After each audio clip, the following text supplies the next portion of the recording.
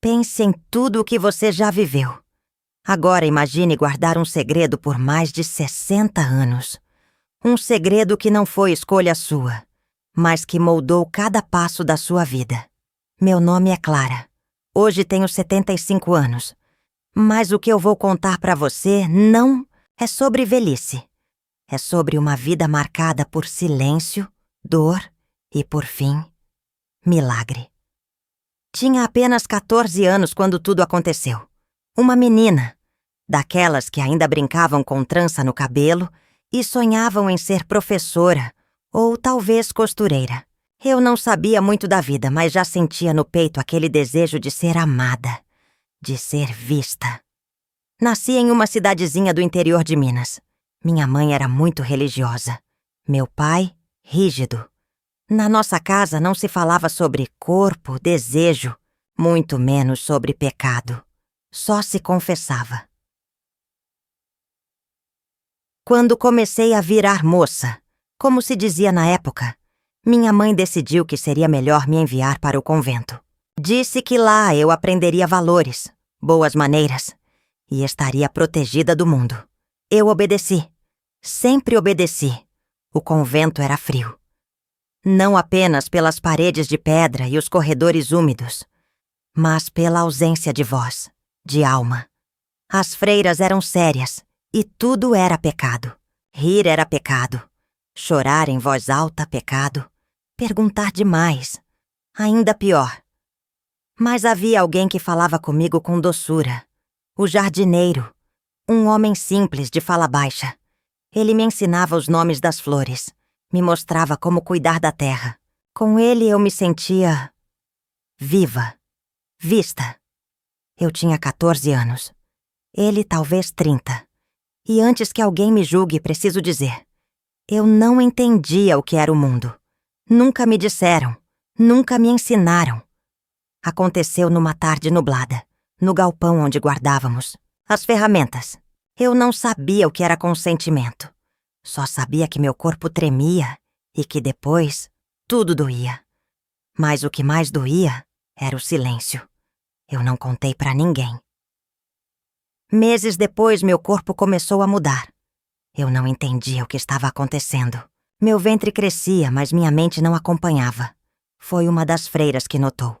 E então tudo virou escuridão. Fui levada para um quarto isolado. Me disseram que eu havia pecado gravemente, que estava possuída. Me mandaram rezar, jejuar. Me tiraram de vista de todas as outras meninas.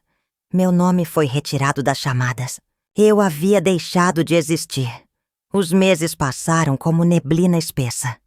Lembro de sentir o bebê se mexer. Sozinha, ali, eu falava com ele. Chamava de meu anjinho. Era a única alegria que eu tinha. Ele me ouvia, tenho certeza. Sentia meus toques, minhas lágrimas. Então chegou o dia, uma madrugada gelada. Senti as dores, gritei. Mas ninguém vinha. Só muito tempo depois apareceu uma mulher, que eu nunca tinha visto. Não usava hábito. Usava jaleco. Ela não falou nada. Apenas me deitou numa maca dura e fria. O parto foi violento. Eu mal tive forças. Lembro do choro. Um choro tão alto, tão forte. E então, silêncio. Me apagaram. Quando acordei, estava em outro quarto, vazado com cheiro de éter. Meus seios inchados, meu ventre vazio. Perguntei pelo meu bebê. Uma freira apenas respondeu: Deus levou, e é melhor assim. Mas eu sabia que era mentira. Me deixaram ficar mais alguns meses.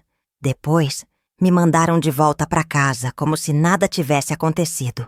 Minha mãe não olhava nos meus olhos. Meu pai não me dirigia a palavra. E ninguém, absolutamente ninguém, mencionava o que havia se passado. Foi assim que comecei minha vida adulta. Aos 15 anos, com um buraco no peito. Com um vazio que nenhuma reza preenchia. Passei anos me perguntando: será que ele está vivo? Será que me procura? Será que me odeia? Você que está me ouvindo agora já guardou um grito por décadas? Já chorou por alguém que talvez nem saiba da sua existência? Essa é a história da minha vida. Mas também é a história de um reencontro. Porque sim, eu reencontrei meu filho, 30 anos depois. E o que aconteceu naquela tarde mudou tudo. Se essa história já tocou seu coração até aqui, peço que você se inscreva no canal, deixe seu like, comente e compartilhe. Sua participação ajuda essa história a alcançar mais pessoas que talvez estejam vivendo em silêncio. E o que vem a seguir é ainda mais impactante. Você não vai acreditar em como reencontrei meu filho. E o que ele me disse foi a maior revelação da minha vida. Os anos passaram como vento cortante. Eu me casei aos 18. Não por amor, mas por conveniência. Meu marido, Pedro, era um homem honesto, trabalhador, mas distante. Nunca soube do que aconteceu no convento. Nunca ousei contar. Como se a dor ficasse menos real se eu fingisse que ela não existia. Tive 2 filhas com ele, boas meninas. E em todo momento em que as olhava dormindo, eu me perguntava: será que ele também dorme em paz? Será que está vivo? Será que foi bem cuidado? Durante décadas carreguei esse vazio em silêncio, como uma pedra dentro do peito. Meus seios doíam toda vez que via um recém-nascido. Havia algo dentro de mim que nunca se curava. E então veio o tempo da tecnologia. Os computadores, os celulares, a internet. Eu, já com quase 60 anos, resistia a essas coisas. Mas minha neta, Camila, insistia. Vovó, você tem que aprender, é o futuro. Foi ela quem criou um e-mail para mim, um perfil no Facebook. Um mundo novo se abriu, e com ele, uma esperança adormecida. Pela primeira vez pensei, e se eu tentar? E se ele estiver procurando também? Comecei a frequentar grupos de adoção, li relatos. Vi mães que reencontravam filhos depois de décadas, filhos que buscavam suas raízes. E uma frase ficou gravada na minha mente. Você não está sozinha. Mas eu ainda não tinha nenhuma pista, nenhum nome, nenhum documento. Tudo foi apagado. O convento fechou nos anos 80. As freiras foram transferidas. Os registros destruídos ou escondidos. Passei noites em claro. Pesquisei orfanatos próximos, hospitais da época. Fiz cálculos. Liguei para instituições. Escrevi cartas. Enviei e-mails. A cada resposta negativa, meu coração afundava mais um pouco. Até que um dia, um nome surgiu. Um voluntário de um grupo de busca por famílias me escreveu. Clara, há um homem de 45 anos que acredita ter nascido em um convento. Ele procura por pistas sobre a mãe biológica. Não temos certeza, mas as datas coincidem. Meu corpo inteiro tremeu. Respirei fundo. Rezei. Sim, eu ainda rezava. Mas agora, com desconfiança. A dor que a fé me causou nunca foi esquecida, mas também era a única coisa que me mantinha de pé. Esse homem se chamava Miguel. Pediram que eu escrevesse uma carta para ele, com detalhes que apenas a mãe saberia. Fiquei horas olhando para o papel em branco. Como resumir tanto amor e dor em palavras? Escrevi sobre as batidas do seu coração que eu ouvia dentro de mim. Sobre como o chamava de anjinho. Sobre o dia em que senti ele se mexer pela primeira vez. Sobre como, mesmo sem vê-lo, o amava desde antes de nascer. Enviei. Dias depois, a resposta chegou. Abri o e-mail tremendo. Clara, acho que sou seu filho. Ele contou que fora adotado por uma família de São Paulo, que sempre soube que não era filho biológico, que sua mãe adotiva morreu jovem e o pai era ausente. Cresceu sentindo que algo faltava, que alguém o chamava de volta. Quando li sua carta, eu chorei como nunca antes. Era como ouvir a voz que sempre ouvi nos meus sonhos, mas nunca soube de onde vinha. Chorei, sozinha, em silêncio, Depois em voz alta. Gritei, ajoelhei, orei, agradeci e tremi. Porque ao mesmo tempo em que o reencontro me curava, ele também me feria de novo. O que ele pensava de mim? Me culpava? Me odiava? Marcamos uma ligação por vídeo. Esperei o dia como quem espera o nascimento de um filho. Arrumei o cabelo, coloquei meu melhor vestido, passei perfume, mesmo sabendo que ele não sentiria. Era um ritual, um renascimento. Quando a tela acendeu, vi um homem com olhos fundos, marcados pela vida, mas com o meu nariz, o mesmo formato de queixo. Os olhos eram meus, ele sorriu. E eu chorei. Ele não falou nada nos primeiros segundos, só olhou. E então disse, mãe. Essa palavra, que eu nunca ouvi da boca dele, me atravessou como raio. Era como se todas as feridas se abrissem e se curassem ao mesmo tempo. Conversamos por horas. Ele queria saber tudo.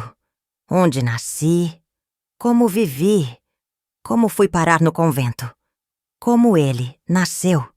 E eu contei tudo, pela primeira vez, com palavras inteiras, sem medo, sem vergonha. Ele chorou, eu chorei.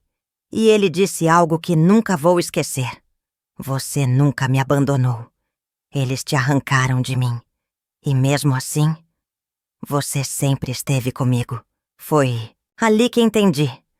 O amor entre mãe e filho não se apaga com o tempo, nem com distância. Não importa o que digam, o que façam, o que escondam. Existe algo maior. Algo que vem de Deus, que une duas almas ligadas pelo sangue e pela dor. Mas a história não terminou ali. Havia mais por vir. Mais perguntas, mais revelações. O que Miguel descobriu sobre o convento, o que ele fez com essa verdade, é o que muda tudo. Se você está sentindo no coração que essa história precisa ser ouvida, curta esse vídeo, compartilhe, se inscreva no canal e deixe nos comentários.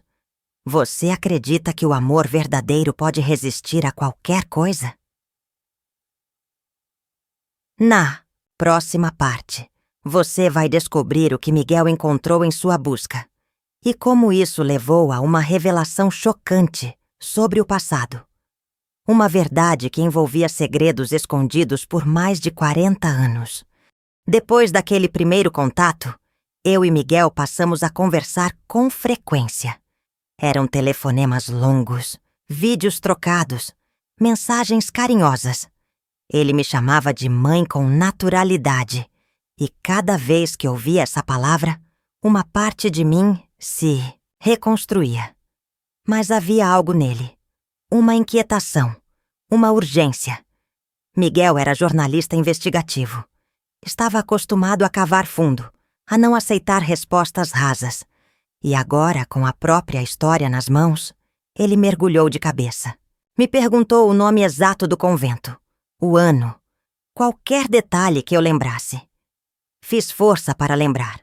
O vitral da capela, o cheiro da sala de costura, o nome de uma freira, Irmã Beatriz, que havia sido menos fria que as outras. Foram essas pistas que ele usou. Dias depois, Miguel me ligou com a voz tensa. Mãe, tem algo muito errado com aquele convento. Ele descobriu que o lugar onde vivi, o mesmo onde ele nasceu, estava envolvido num esquema silencioso de adoções ilegais. Jovens como eu, meninas órfãs, pobres ou filhas de famílias religiosas, eram mantidas em silêncio, grávidas, isoladas, e depois seus filhos eram levados, vendidos muitas vezes sob o nome de adoção. As instituições religiosas negavam. Os registros tinham sido alterados ou sumidos. Mas Miguel era persistente. Encontrou ex-funcionários, antigos registros em arquivos públicos, cartas velhas de freiras que já haviam morrido. E uma delas dizia: não consigo mais viver com o que fiz. O silêncio que me impuseram foi pior que qualquer castigo. A carta falava de bebês entregues a famílias ricas em troca de doações generosas, de meninas dopadas durante o parto, de mentiras contadas às mães e também aos pais adotivos. Miguel estava em choque e eu, destruída. Uma parte de mim ainda queria acreditar que tudo foi um erro, uma tragédia isolada. Mas era um sistema, e eu fui uma das vítimas. E ele também. Então Miguel me perguntou algo que me congelou. Você quer que eu torne isso público? Que a gente denuncie? Fiquei em silêncio. Tinha medo. Medo da exposição, da dor revivida, dos julgamentos. Mas, ao mesmo tempo, pensei nas outras Claras, nas outras meninas, nos filhos que talvez ainda não tenham reencontrado suas mães. Respirei fundo e respondi. Sim, eu não tenho mais tempo a perder com medo. Começamos juntos. Ele escreveu uma reportagem extensa, detalhada. Usou nossa história como ponto de partida. Protegeu meu nome, a princípio, mas deixou claro. Aquela era a voz de uma mãe silenciada e de um filho arrancado à força. A matéria foi publicada e o impacto foi além do que podíamos imaginar.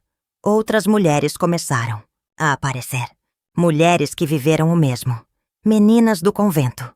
Mães que nunca esqueceram seus bebês. Filhos que sempre sentiram que faltava algo. Cada um trazia uma peça do quebra-cabeça. Recebi cartas, mensagens, vozes de outras dores que ecoavam a minha. Uma senhora do interior da Bahia me escreveu. Eu também tive meu bebê tirado no convento. Me disseram que ele nasceu morto, mas eu ouvi o choro. Nunca esqueci. Uma outra disse. Achei que era louca por lembrar de um parto que ninguém admitia ter acontecido. Mas agora sei que fui silenciada como você. A verdade começou a tomar forma. Miguel foi convidado para entrevistas, programas de televisão. E um dia ele me disse: Mãe, está na hora do mundo conhecer você. Aquilo me assustou. Mas também me deu força.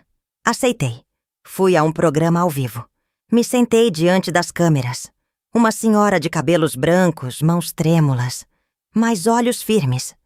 E ali, diante do Brasil inteiro, contei o que vivi. Sem vergonha, sem medo. Meu nome é Clara. Tive meu filho arrancado aos 14 anos num convento. Disseram que Deus levou, mas era mentira. E hoje, com 75 anos, encontrei meu menino. E juntos, estamos desenterrando a verdade. A repercussão foi imensa. Houve quem se emocionasse, quem se revoltasse e quem nos atacasse também. Mas nada disso importava mais, porque a verdade estava vindo à tona, e com ela a chance de cura para muitos. E então veio uma nova revelação. Miguel havia encontrado um documento, um registro interno, escrito à mão, com o nome de outras crianças que nasceram no convento entre 1965 e 1975. Crianças que, segundo os papéis oficiais, nunca existiram. Nomes, datas, anotações. E entre eles, uma informação que nos deixou sem ar. Miguel não era filho único. Aparentemente, outra criança nasceu no mesmo ano, no mesmo mês, no mesmo convento. Mas essa informação tinha sido rasurada, apagada com tinta escura. A dúvida se instalou. Será que era um erro? Ou será que eu tive gêmeos? Na próxima parte, você vai saber o que descobrimos sobre esse segundo nome e como essa nova verdade mudou, mais uma vez, o rumo da nossa história. Se essa história está mexendo com o seu coração, não se esqueça de curtir, comentar e compartilhar. E responda nos comentários. Você já imaginou quantas vidas podem ser impactadas por uma única verdade escondida? A ideia de ter tido 2 filhos, e não apenas um, me tirou o chão. Passei noites inteiras encarando o teto, tentando lembrar. Será que era possível? Será que aquele parto tão traumático, envolto em medo, dor e silêncio, poderia esconder algo assim? Uma vida inteira acreditando em uma ausência. Quando talvez fossem duas. Miguel ficou ainda mais obcecado com a investigação. Ele conseguiu acesso a antigos arquivos da diocese, agora abandonados, onde encontrou o que parecia ser um caderno de registros médicos, algo que, oficialmente, nunca deveria ter existido. As páginas estavam manchadas, rasuradas, mas havia uma linha visível. Nascimento duplo, sexo masculino, 3b17 e 1329, mãe menor, isolada conforme protocolo. Era a confirmação. Eu tive 2 filhos naquele dia, 2 meninos. Senti o chão sumir. Meu coração acelerou como se estivesse dando à luz de novo. Lembro de ter segurado a mão de Miguel com força e sussurrado: "Você tem um irmão." Mas onde ele estava? A busca recomeçou. Miguel sabia que se tivesse sido levado por uma família diferente, aquele irmão poderia estar em qualquer lugar. Talvez até fora do Brasil. Os nomes foram trocados, os registros apagados. Mas tínhamos agora 2 datas e um intervalo de tempo entre os nascimentos. Era uma nova trilha. E então, algo inesperado aconteceu. Miguel recebeu uma mensagem, anônima, era simples. Um e-mail sem remetente claro, que dizia: "Procure por Rafael M. Nascido no mesmo dia, registrado no Rio de Janeiro, adotado por um casal estrangeiro. Ele tem o mesmo rosto que você." No início pensamos que poderia ser trote, mas Miguel não descartava nada. Usou sua rede de contatos, ativou amigos jornalistas e logo encontrou um homem chamado Rafael Martins, hoje com 45 anos, morando no Canadá, filho adotivo de um casal de missionários americanos. A semelhança era assustadora. A mesma mandíbula, a mesma sobrancelha arqueada, a mesma expressão. Miguel entrou em contato. Foi cauteloso. Enviou uma mensagem respeitosa, explicando que estava em busca de seu passado e acreditava que Rafael podia estar ligado a isso. A resposta demorou dias. Dias em que eu mal conseguia comer ou dormir.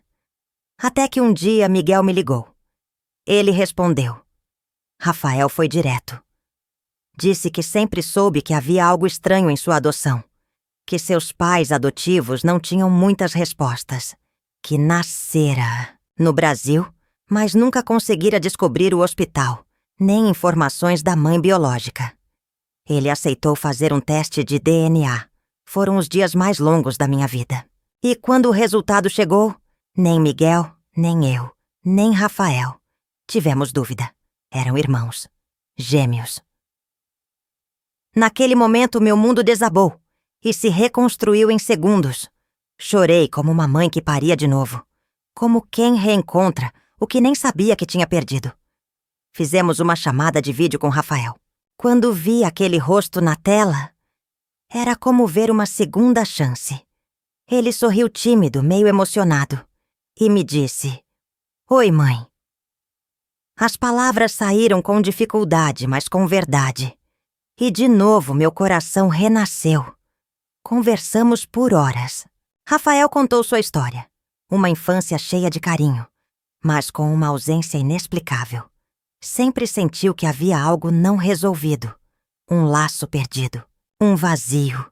Ele contou que tinha sonhos recorrentes com uma mulher de cabelos escuros, cantando para ele em uma língua que ele não reconhecia. Quando me ouviu pela primeira vez, chorou. Disse que minha voz era familiar, como uma canção que ele conhecia sem saber de onde. Os 3 nos aproximamos, aos poucos, como quem reconstrói uma casa depois de um incêndio. Rafael veio ao Brasil meses depois. O encontro presencial foi inesquecível. Quando abracei os 2 juntos pela primeira vez, eu entendi. Deus me devolveu mais do que esperanças. Me devolveu uma família. Mas a história ainda não estava completa. Durante a visita, Rafael trouxe consigo um envelope. Disse que seus pais adotivos, antes de morrerem, deixaram uma carta. Nela havia um nome: Padre Augusto, o homem que intermediou a adoção. E então, uma nova pista surgiu. Um novo elo com o passado. Descobrimos que esse padre atuava no mesmo convento onde vivi, mas que havia desaparecido do Brasil nos anos 80. Muitos diziam que estava morto. Outros, que se refugiou na Europa. Mas ninguém tinha certeza. Miguel decidiu ir atrás. E o que ele encontrou é o que prepara o clímax dessa história. Porque, às vezes, a verdade não apenas liberta. Ela fere, mas também cura. E, principalmente, transforma. Na próxima parte, você vai conhecer o desfecho dessa jornada. O confronto com o responsável, a redenção possível e o impacto de uma mãe que nunca desistiu de amar. Se essa história te emocionou até aqui, comente abaixo. Você acredita que a fé pode atravessar gerações, mesmo diante da dor? Compartilhe esse vídeo com alguém que precisa acreditar em reencontros.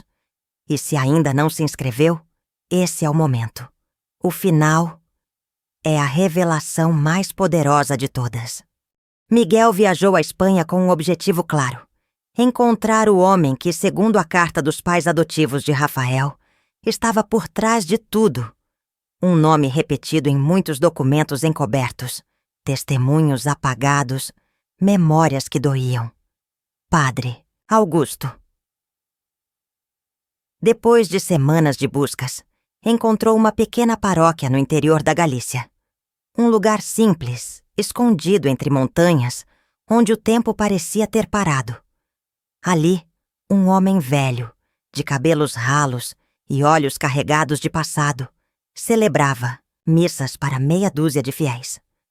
Miguel o reconheceu de uma foto antiga que encontrou em um arquivo do convento e o confrontou. Meu nome é Miguel. Fui tirado da minha mãe aos poucos dias de vida. E você ajudou a esconder isso.